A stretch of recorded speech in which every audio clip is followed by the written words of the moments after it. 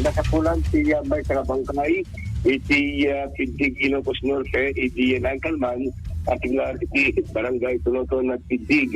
Sigon, iti Pintig mismo, yan Barangay Chairperson na Lamacros sa Rugal, iti naipakamok nga iti nasarakan na Bangkay, iti puset na iti Barangay Tuloton at Pintig Ilocos sa Norte.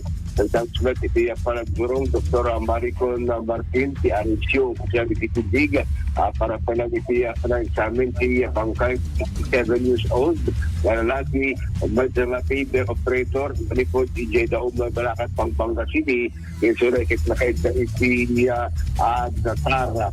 Alam siguro may kya iti naglangabigat na nagsarakan dito, na naked na Bangkay ti lalaki, yung surekit awalan iti alos ng aday ti Apay, iti asfalto na buwan, iti medical examination, post-mortem examination, pimusay, iti biktima, na po iti heart attack active coronary syndrome. Madasikat makita ng awang sinopina, gaputa, nakita iti roommate na halos sa na trabi ribuar, mga nakapag-English ko, magsambat ka na lang sa subli, iti public na iti Bangkay, iti biktima, kaya datan iti Metaflorarya, iti Pintig Ilocos Norte.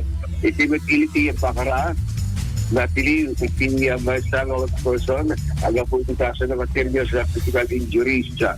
Natili na ito, magayon iti at pinag-tiyawan ng mares, ang reformat mali po iti Cortes, iti Municipal Transport or Cities, iti Lawaga. Yung taryo ba kasi moko dito yung agdagan na Cristiano Rosalmulio, no? Nagtulong di Bendo sa Kalbagana. Kita na, iti yung nagawagag para sa kontra Kenkuana.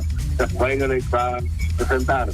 Iti Cortes na nagtaon ng diwatang maras na ibalang yung muna, iti medical examination.